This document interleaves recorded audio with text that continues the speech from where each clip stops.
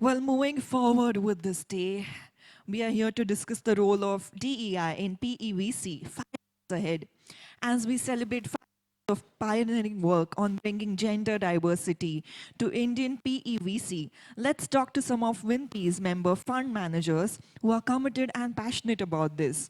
And who better to moderate this conversation than Neha Grover, Regional Lead IFC South Asia Funds Group International Finance Corporation. She is responsible for identifying investing into funds, managing the current PE portfolio, and focusing on co-investments. She serves as an advisory board of 6 PE funds.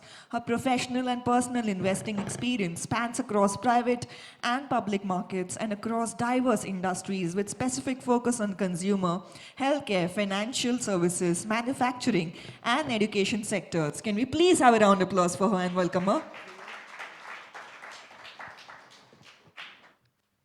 Requesting you to please take your seat and be comfortable. Moving ahead to invite our panelists, please help me welcome our first panelist, Anand Unnikrishnan, Managing Partner, Private Markets, National Investment and Infrastructure Fund. Anand has over 2 decades of experience across India and Australia in areas such as investment management, finance and consulting, of which 12 years have been in investment management in India. Through his career, Anand has been involved in several direct and fund investments in sectors such as roads, power, healthcare, renewable energy, and real estate. Can we please have a round of applause for him? Please help me welcome our next panelist, Bala C. Deshpande, founder partner, Mega Delta Capital. Of her 34 years of experience, Bala has over 2 decades of investing experience. Before co-founding Mega Delta, she has worked with ICICI Ventures and NIA as general partner to set up and head the India practice. Mega Delta Capital is a growth equity firm investing in tech-intensive or IP-based business across consumer, healthcare, enterprise tech. Can we please have a round of applause for her?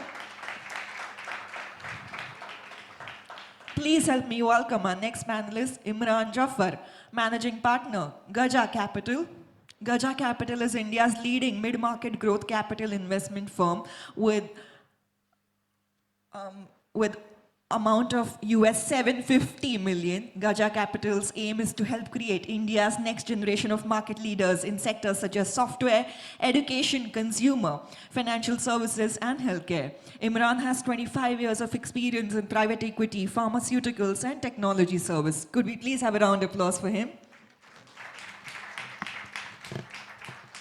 Up next, we would like to welcome Manish Khetarpal, co-founder and managing partner, Waterbridge Ventures. Manish has over 20 years of experience in venture capital and private equity across India and North America. He has led US 850 million of investments in India and across the US-India corridor. He's currently the co-founder and partner of Waterbridge Ventures, an India-based homegrown early-stage VC firm with US 250 million amount. Can we please have a round of applause for him? Last but not the least, we would like to welcome VT Bharadwaj, co-founder and general partner, A91 Partners. He's a general partner at A91 Partners, an Indian private investment firm that seeks to partner with founders to build enduring businesses for tomorrow's India. Prior to co-founding A91 Partners, VT was a managing director at Sequoia Capital, where he led investments in consumer, pharmaceutical, and healthcare sectors. He has also worked at McKinsey and Company. Can you please have a round of applause for him? Now, can we have a big round of applause for all of them one more time?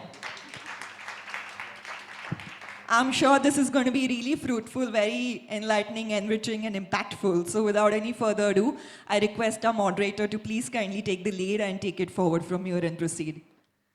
Thank you so much. Thank you so much.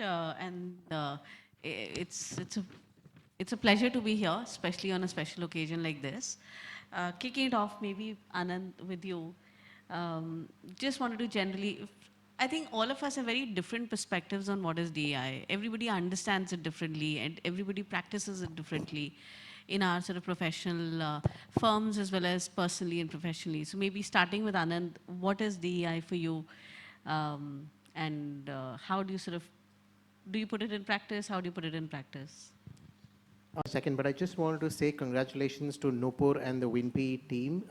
Look, it's from scratch. I can't see Nupur. Is that you? Yeah, now I can see you. From scratch and grounds up, and to sort of just be here, it's an honor. So thank you for everything you've done on this cause. Yeah. So Neha, look, I think for us, gender diversity is the primary and the most sort of prominent part of DEI when we think about the whole sort of DEI initiative and DEI as people talk about it. And I think the PE community or the PEVC community in India is at a stage where there's a lot of work that needs to be done. So when I think about where the whole concept of DEI is today, it's like maybe where ESG was 25 years ago, right? And I mean, IFC was one of the champions, which led the whole ESG movement, and there's several of you from IFC here, which led that movement. Capital sort of drove behavior. It became more and more mainstream, and today nobody bats an eyelid when people talk about ESG. Right? I think DEI is probably there today. We all have an opportunity to make a difference to the whole community. As NIF, we have two roles. We are a GP like any other GP in the ecosystem. We are also an LP where we are a large material LP for most funds that we go into. So we have an ability to sort of, influence behavior in some manner. And for us, I think it starts with gender diversity. It starts with an inclusive culture. It starts with the right mindset. And where we are at in the journey is, I think all of those are foundational building blocks, and I think we need to get that right. When we talk about DI, that's what sort of goes on in our mind. In terms of where we are at as an organization, as NIF, we've focused on this for about 4 or 5 years, more from an internal point of view, getting our house right. Our ratios are perhaps a little bit better than where the industry is in terms of whether it's women in the leadership team or whether it is women across the organization. On how many what is the representation of women in the investment teams. We're probably at average, and we need to do better there. So we have some initiatives there. In terms of career development for women, we're doing a lot in terms of gender pay, closing the gender pay gap. We've done that already. So I think there are things that we have focused on in the last 5 years, which are building blocks for us as a GP. But now we're taking it to a new level where we're saying that, as an LP, we need to play a more meaningful role. We need to, influence the ecosystem. As most of you know, we are raising $1 billion fund, which is the second fund that we have in the private market sort of stable. And one of the conditions we're putting on ourselves is that, we will only back managers who have an appetite to follow our DEI framework. We've just launched our DEI framework along with Aon. They've created that for us, and that becomes a precondition. Like ESG was a precondition for us, DEI becomes a precondition for us. So hopefully we'll make a difference over the next 5 years as well. Thank you. Thank you. Maybe Bala, your quick thoughts. Thanks, Neha. Actually, yes, once again, congratulations. Happy to be here. Have seen this notion of WinPE from Nupur's mouth in one conference before this was born, so we're really happy to see this child prosper. For us, I think DEI, at least for Mega Delta, since I was helming the firm, it was sort of assumed automatic. But I have been mentoring some of the WinPE mentees, and I think what I really believe is that there is no one environment in which we can say that, okay, DEI is done and dusted. I think it's a journey, and it's a journey that will find peaks and troughs, and that is something that we must be all aware of, because we all tend to believe that it is future forward, upward, but I do think that the challenges will continue to remain and come in different forms. But for me, finally, it is about a level playing field as far as entry levels are concerned. I think that's important part of DEI. It should be a level playing field in terms of the growth within the organization, so that everybody becomes that general partner. And last but not the least, in the early days, we used to talk about things like man speak, not getting enough importance on boards of investee companies. I'm glad to say that all of those things are now seeming to fade away in the distance. But I think as our landscape changes to more tech-intensive plays, which is what we are focused on, I think it becomes very important for everybody, including women investors, to scale up to that challenge of saying, yes, it's a new field for everyone, and we are equally capable of investing in such new areas as well. Imran, would you like to add something? Yeah, first of all, gratitude, right, to you, Neha, IFC, Nupur, for reminding us 20 years ago, actually, that, and I agree, ESG was the first initiative, and I agree that DEI, specifically gender diversity, is going to be the ESG of tomorrow.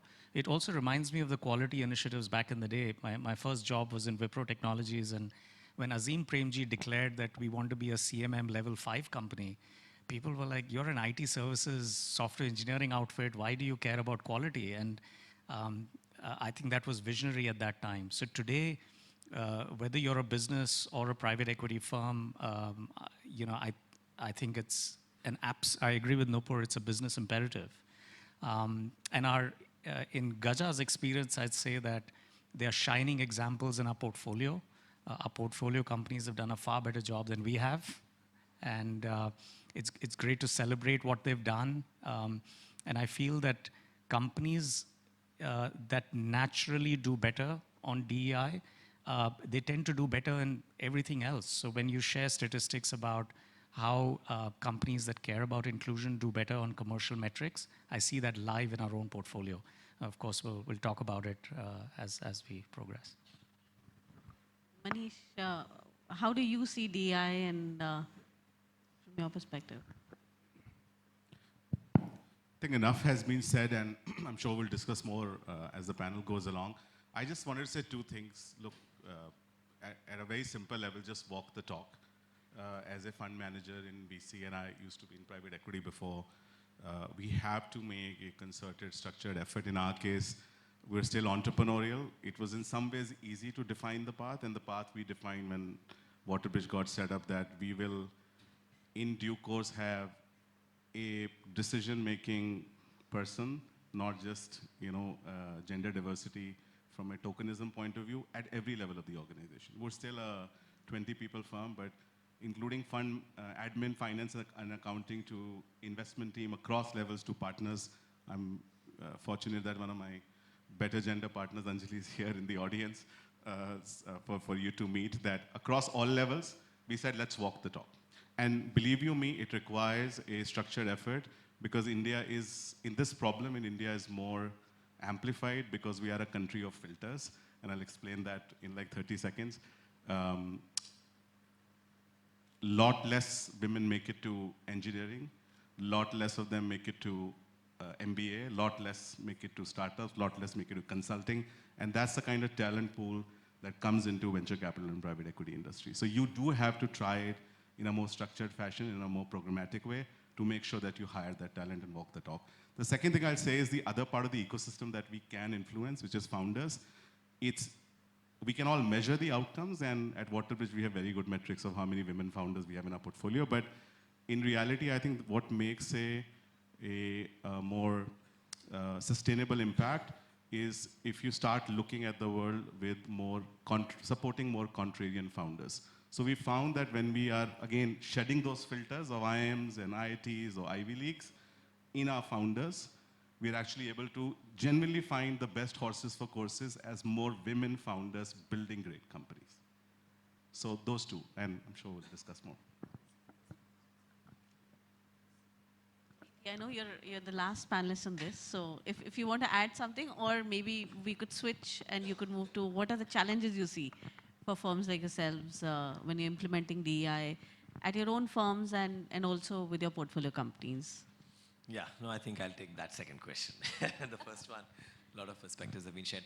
I think I wouldn't call it so much of challenge, I would say articulation. I think it's very important, at least I've noted both in the context of our firm as well as portfolio, that you must articulate the context of DEI in the context of performance.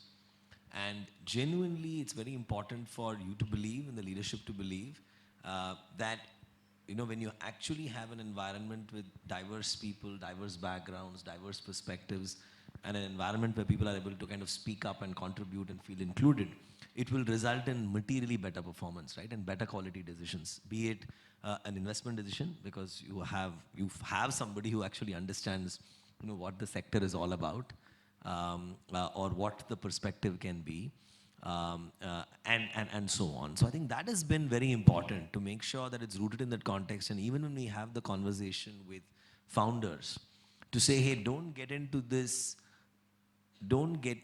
from a tokenism perspective, because that will serve you very poorly, it will serve the cause very poorly, and you will do more damage in the long run, in the short run. Make sure that you're rooted in why you're doing it. And then idea is, when you do it for the right intention, you see the impact very quickly. I actually think you see it much faster, especially in the investing context or startup context, because anyway things are quite nimble and things are changing, and therefore having that extra diverse perspective is actually quite valuable. And then once you see that, you say, hey, actually it makes sense and it works. I think it is very important to root that, and that has been our biggest challenge. How do you articulate it in a way where both when we are doing it in the firm and when we are encouraging founders to do that? That's one. The second challenge, and maybe this is not so much a challenge, it started as a challenge early on, because as we were having these conversations, you would try to spread yourself thin. You will try to have this conversation with everybody. And I think our learning has been, instead of spreading your conversation thin, really focus on people who have the openness to the idea and who are actually willing to act and execute, versus, talk about it. And completely focus your efforts on, to those organizations and those founders who really want to move the needle, because then the needle moves really fast. And then suddenly you'll see, a diverse board, a diverse CXO team, different kinds of initiatives. And then, at the end of the day, the company begins to work. And then it's easier to explain to someone else, hey, look at that company and see what they have done. So it was a big challenge early on, because I remember early on when WinPE, we would have these conversations on how do we have these conversations with founders. I think we realized that, it's very 80-20. Focus on those where you can move the needle and encourage them to move more substantively, versus, trying to get to a number in every situation. At least that's been our couple of learnings. I think we've also had a slightly different experience as IFC, which I want to add over here. I think like in ESG, right, when we started 25 years ago, people would actually do it as lip service, saying, okay, if you want IFC on your cap table, you need to do ESG. Something you have to do, so let's figure out what we'll do, but let's say we'll tick the box. But 20 years later, slowly and gradually, people understood what ESG is about, what are the benefits, and now it's become mainstream. So I think it's a great start to even have people pay DEI a lip service or talk about it, think about it. It's at least getting some mind space. And over time, we're sure that this mind space will also convert into a lot more. But just wanted to sort of share that perspective. Maybe Bala wanted to address this to you. As a woman fund leader, manager, what are the challenges you've sort of faced in your journey? Has it become easier now with time? Actually, I would say that I was one of the privileged few who, got a great run when I was in ICICI Venture. It was an organization which was headed by a woman, and we really didn't feel the pressures. And then when I was with NEA, I was actually the only woman general partner at that point in time. So I guess the question that I now think for myself and my firm is, actually the number of jobs per firm is limited, right? So now if you're looking at the entire controversy that has erupted in US about, it's not DEI for the sake of DEI, it should be the best person for the particular job. And I start thinking that, if I'm hiring, I'm sitting across two equally talented people, I'll pick a woman. But is as the job market changes, the industry changes, which it has, are we going to exhibit the same kind of behavior towards DEI? And I don't know the answer, but I do think that this is going to be a question that will come up in 2-3 years, because we are seeing structural changes across, across industries. So for me, the challenge is how much of continued effort is required to keep the focus on DEI. And it's not about me as a fund manager, but it is always the temptation to say that, okay, this person has great experience and let's just take it irrespective of whether it's a man or a woman. I'm being honest here because I think, you would love to support more women, but is that what you will actually do when it comes to crunch time and a decision time is something that I'm acutely aware of, and I keep myself on toes on that one. So. Thank you. Maybe moving back to you, Manish, you talked about some statistics in your portfolio of women-founded companies. Would love to sort of hear more on, are there sort of, do you track it? What are the numbers? Have you seen any difference in women-founded companies versus, or not even women-founded companies? I think one misnomer is that DEI is about women or gender only. No, it's about gender balance.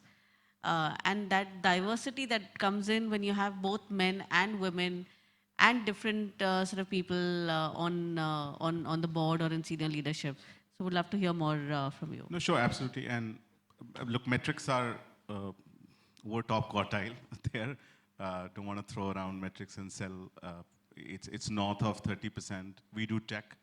90% of venture space is backing tech disruption companies, and tech disruption companies always have CTO as one of the key co-founders. And if you go back to my point about India, governed by a lot of these filters, you just find much fewer women as co-founders. Yet metrics are holding up, but that part was not done programmatically, was the point I was making earlier. And you have to do it in a way that, look, venture is anyway supposed to back, at least generate a lot of alpha based on contrarian views, crystal ball gazing and figuring out what does not make sense today will make sense 5 or 10 years later.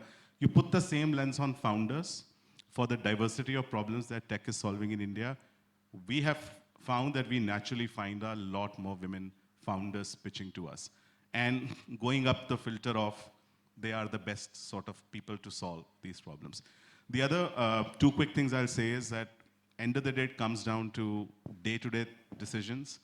I'll give an example of, actually, I'm pretty proud to say that one of our founders, women founders, Priya Singh, she was here on one of the panels in the morning. I don't know how many of you heard her, and Priya represents Chalo very well. Chalo is solving for mobility. I can tell you that Priya was just one of the senior management people, along with 3 male co-founders. And it was something that I've been the earliest board members, I'm on the board, saw that Priya will really enhance the co-founder construct because she was really solving for all of our bus supply in large cities like Bombay. All best buses are run by them. She just had a way to crack into the bureaucracy, the government of how do you get that supply.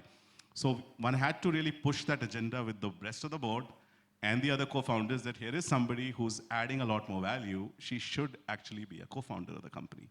And you needed her to be convinced, you needed everybody else around the table to be convinced. Today, she is the most contributing. I'm sure the other 3 co-founders may or may not agree with this, but as a board member, she's one of the topmost value creators. The other example I'll give is a company like City Mall, where I think actually the BT's point resonated with me. You can't push these things to founders. City Mall does tier 2, tier 3 groceries with a tech angle, but the last mile enabler there is a human who helps with the aggregation of demand on an app and delivery. And you couldn't have forced something like, okay, get more women last mile partners, except we saw something I remember in one of the board meetings, one of the 5th and the 6th level sheet in the Excel MIS that they shared, that the women last mile partners were actually, they had a higher ROI on what they were doing. You had to just make it an agenda for the next board meeting or something that, hey, why don't we actually, again, programmatically hire more women last mile partners, because it's social commerce, end of the day. They have more trust in their communities. Once that happened, it was, today City Mall is closer to 50% as last mile partners to be women, but it still had to be justified on business performance, I think to VT's point. So I think it's day to day also at the board level, co-founder level, as well as sometimes in your ecosystem as companies. You have to sort of look for these bright spots and support it. There is ample research now, and IFC has conducted some research along with partnerships, where it is proven that a gender balanced team, both at the fund level and at the business level, generate better returns than teams which are not gender balanced. And this was, I think, a research with Rock Creek that we had done. On the fund side as well, net IRRs were better for gender balance teams versus teams which are not gender balanced. So I think both on the business side and on the fund side, there is ample research now. But I agree that it's not widely publicized and more can be done. This research was over 700 odd firms across the globe. So it was not a very small sample size as such. And maybe Imran, to you, I know that you've backed a lot of women-founded businesses. The sectors you sort of also back have women founders. Would love to hear your experience. Yeah, Neha, actually the best, the shining examples in 20 years of our work on DEI, specifically on gender diversity, is at the portfolio level. And if you dissect that, there is a pattern. So we've been fortunate to have invested in education, employment, employability. I think IFC coined that triple E term, so we just borrowed it. But the triple E sector accounts for 25% of all our investing over the last 20 years. And if you look at all our triple E companies, I think the bare minimum I've seen on the proportion of women in the workforce was maybe 30%. And there's a 50% there, there's a 40%. Educational initiatives, for example, is 40%. Eurokids in its franchisee network was 80% women. So education, employment, employability naturally lends itself to being more inclusive for women. And then I think the agenda for us was, okay, if you've got a high proportion of women, in your organization, how can you push the agenda at middle management, senior management, and the board at the board level? But again, I think the other sector that we've deployed, let's say 25%, is software. And in software, we find the median is about 25%, and good companies like Lead Squared are now at the 30% mark. The worst for us has been consumer. And banking and financial services is somewhere in the middle. But the interesting thing is that even in BFSI, you have an example like Kinara Capital that is run by a founder. So 15% of the employees are women, but nearly 40% of senior management is women. So to Bala's point, if you have a founder as a woman, then that agenda gets set as the origin story, and then your senior leadership work. So our perspective on this, Neha, is that instead of, it's like product market fit. Sometimes you don't have to think too deeply about why, but you just find examples that are naturally inclusive, cultures that are naturally inclusive, celebrate those examples, and then, there will be a cascade into other companies in the portfolio, and you can learn from that. That's what we are doing.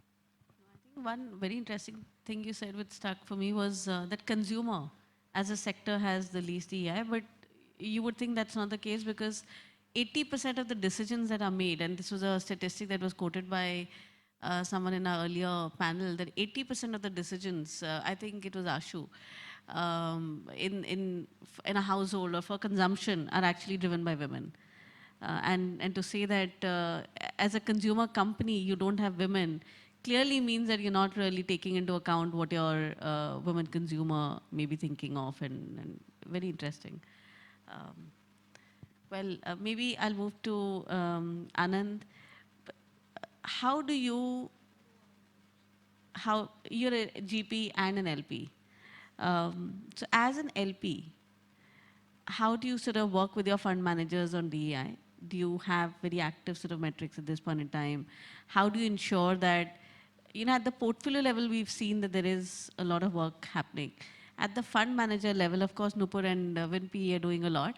But that apart, how do we sort of drive DEI at our fund managers level? So Neha, the truth is we haven't done as much as we should have in the last 5 years. But I think that is something we have recognized and we want to change that. So one of the first things we did when we thought about our fund 2 is we said, look, how do we develop a framework, and what are the important aspects for us in that framework? For us, it's not about saying, as a GP, so at the firm level, we need X percentage of women for there to be, appropriate gender diversity. That's not what we're saying. We've developed a framework which really talks about what is the maturity level of a GP, what vintages of funds are they raising, what is the team size, what are the hiring plans. All of those get taken into account, and we recognize this is a journey, right? So we want to very actively work with our GPs to make sure that, we're taking them from point X to point Y in a journey, not necessarily saying here is the hard metric and that's where you need to get to. That's the mindset we have now. I think a lot of it is driving the, I guess, mindset change, cultural behavior, all of that. That's what we're focusing on. Okay, thank you, Anand. I think it's very similar to what we do at IFC as well, where we gauge where the fund manager is, and then we say, okay, where do we want them to be maybe in 5 years or 4 years when they come back for a re-up with us, and we track that and monitor that. So maybe we'll start with a quick sort of rapid fire, starting with VT. Um, should we have mandatory diversity quota in senior leadership to help people hire more women? My answer is no. I think No. we struggled with using that as a metric. Um, maybe Manish, to you, what is the biggest change in 5 years that you would want to see on the DI front? Biggest change. Since we live in the era of the current government and our Prime Minister, where there's always a slogan for everything, 30, 30, 30 is what I want. I would love it. 30% LPs, 30% GP representation, 30% founders, but decision makers, not tokenism, Okay. across the chain. You have to solve it across the food chain. Amazing. Imran, for you, hiring for diversity versus creating a culture of inclusion? Culture of inclusion. Culture of inclusion is the most important, and I'll give you a quick secret. If you want to know where this initiative is going to end up, just talk to the youth. I spoke to 2 young professionals from JP Morgan earlier over tea, and it was as much about gender diversity as it was about the generational inclusion that they were seeking, a different type of work environment. So they're going to lead the way. If you want to know where we're going to be 10 years from now, they're going to lead the way. Very quick, I can see time's up, but very quick sort of question for Bala first. What is the biggest challenge to advancing DEI? Okay, you give me the toughest question and the shortest time, so. But I'll still get the prize, okay?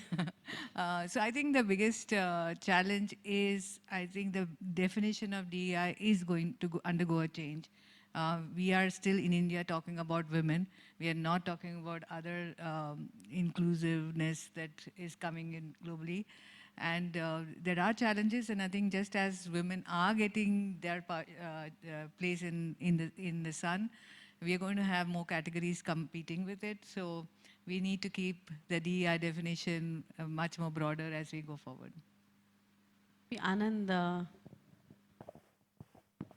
I have 2 over here. I'm wondering which one to ask you. Okay, common misconception about DEI. Interesting. So, look, I would say it's the mindset that it's more about a particular number rather than the journey.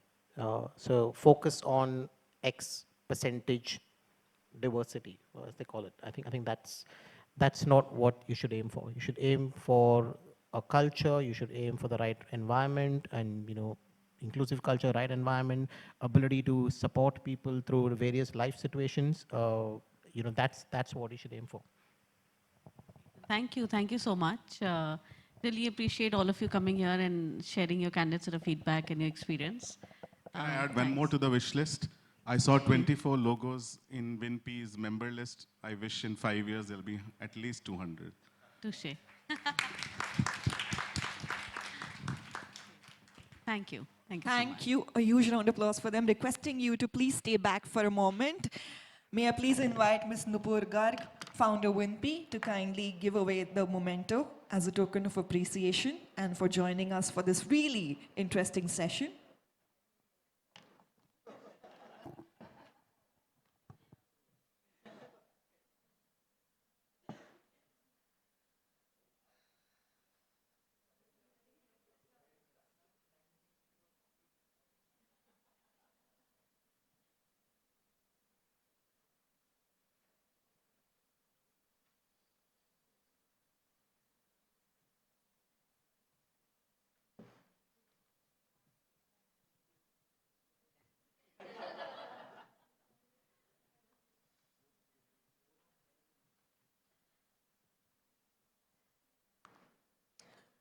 Could we give them all a huge round of applause? Requesting for a group picture with all of you in one frame, please.